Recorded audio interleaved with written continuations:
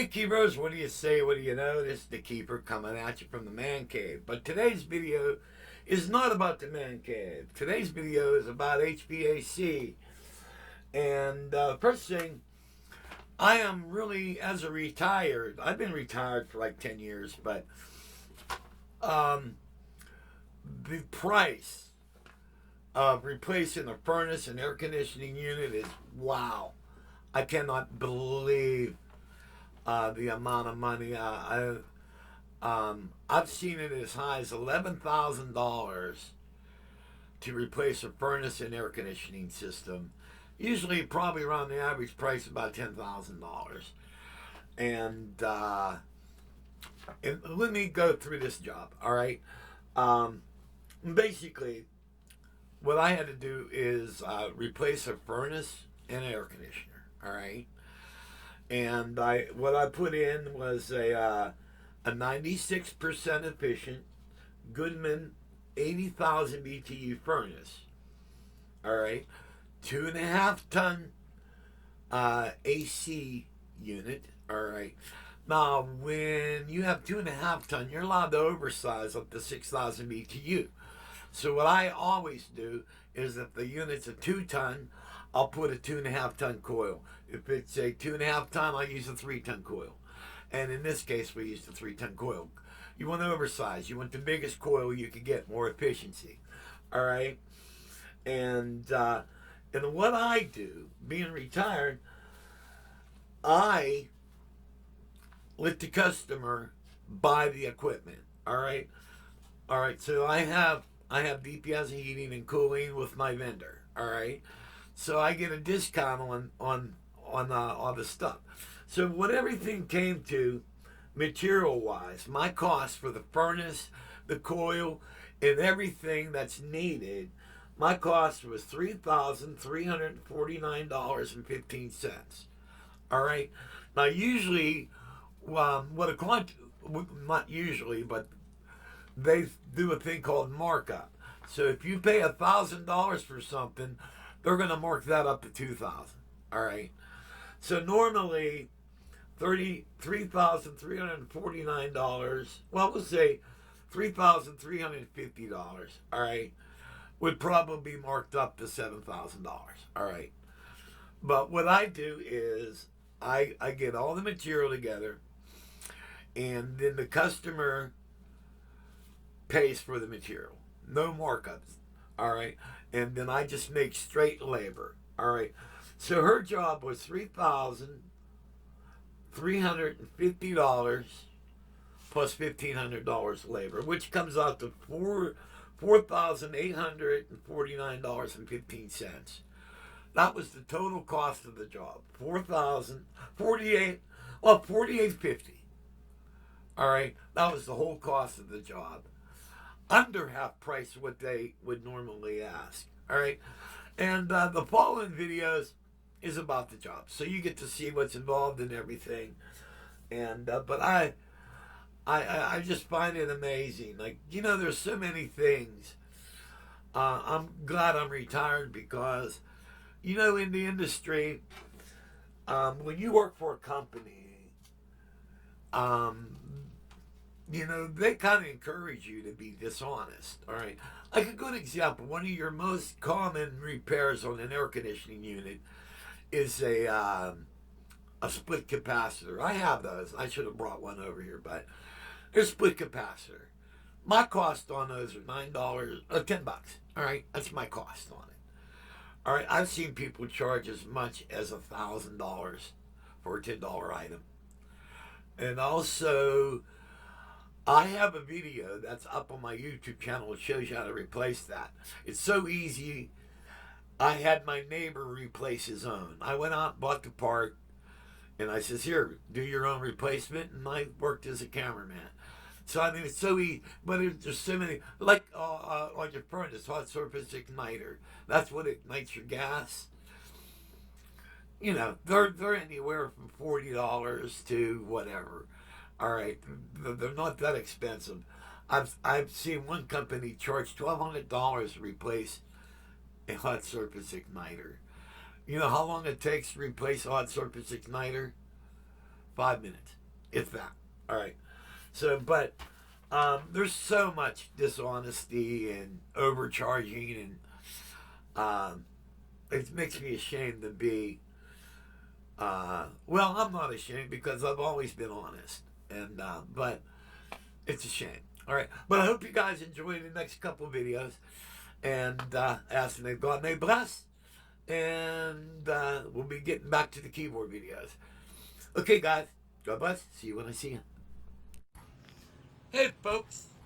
Well, here's what we got going on. This is DiPiazza Heating and Cooling, and we have a job. And you ever wonder what's all involved in changing out a furnace and air? Well, we're in my driveway, and we have all the stuff arrived today. What we have here is we have the air conditioner, which is a 2.5 ton unit. Then we have 3-ton coil. Then this big box here is the tubing, refrigeration tubing. All right, and then these are the exhaust for the furnace. And there's a length. Whoop, there's a length of 3/4 inch. That's for the condensate. There is some drives. I'm sorry, slips. Then we have our furnace, which is right there. Bunch of parts here. The pump, clear tubing. Here's the work order I made up for the customer. And there, back here is a roll of sheet metal. And this is for Susan. And tomorrow morning, this is all going to get loaded up in my friend's truck, Mr. Barry. And Barry's going to be working with me on this job. And so we will have one brand new furnace and air conditioning system. Alrighty. Y'all have a blessed day. Bye-bye. Okay, here we are at the customer's house. And we got to take the existing furnace out, which is this monster here. And getting ready to do that in a minute here. I'm going to get a better view here. Yeah, so we're going to take that that furnace out and get rid of this coil and secure this ductwork up to the ceiling, and then put this the new coil in the furnace in. So that's what's coming up right now. Okay, we got the old stuff out, got the new furnace setting in place, and as you can tell, then all I got to do is do some adaptation where I got to make all this go. Look how big the other furnace was, man. Went all the way to there. So I got to adapt that. That's why I have metal. And so that's everything there. And we have our material list. This is some stuff I just have to get. I have a lot of this in my shop. And then my helper's so good that we even have the AC unit sitting in place. Alright, then all we got to do is run the exhaust lines, the intake, and the refrigeration tubing. And hey Barry, you got your glasses and your level here. Yeah, and your glasses.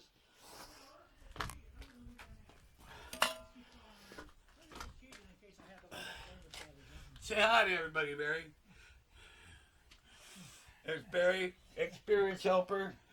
You know the funny thing, one of our best friends, Mr. Ricky DeRennis, he trained both of us, and he died about a month ago. So, and I played in the band with Ricky ever since 1973. And that's about how long I've known Mr. Barry Green. So, this is what we got. So, I'm going to disappear for an hour and go gather material. And we'll see you in the next video. God bless.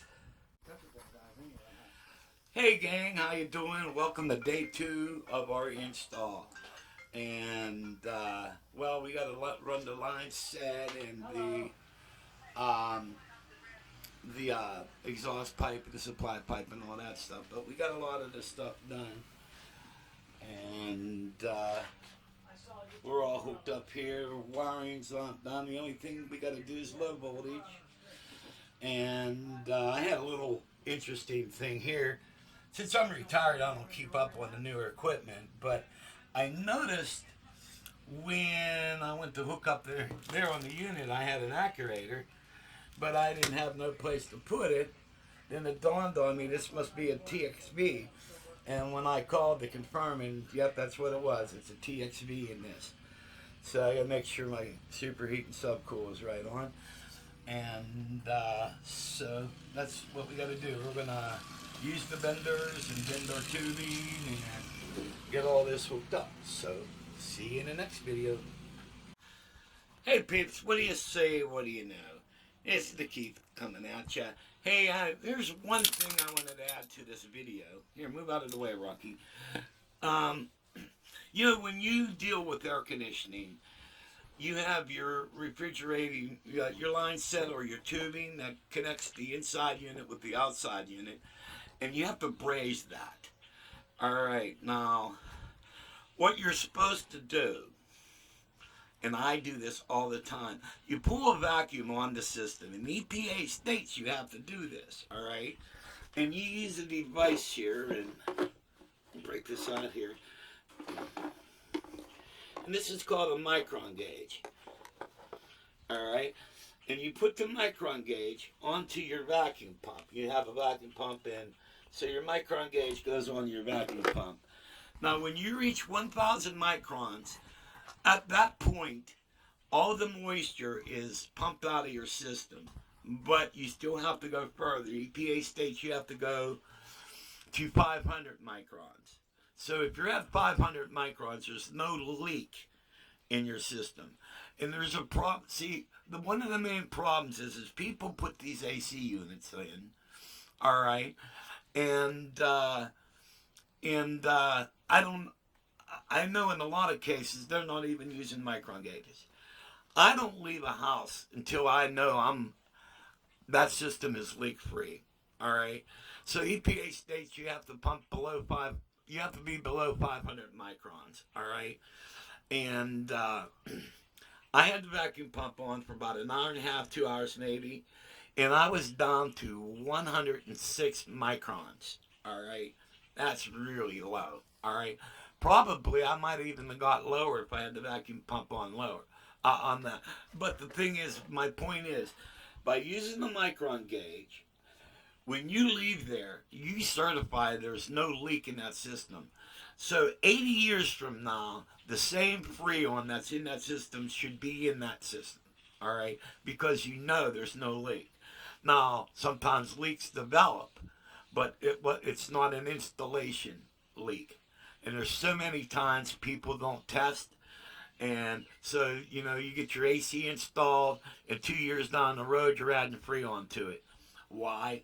Because the buttheads never used the micron gauge. You know, you shouldn't leave that house unless you're guaranteed there's no leaks in that system. How are you going to know that? By using the damn micron gauge and making sure you're well under 500. So I wanted to add this to the video. Okay, guys.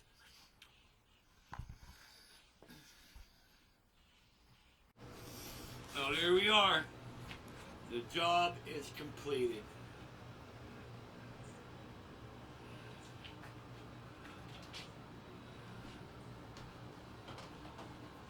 Take a walk, see the outside unit.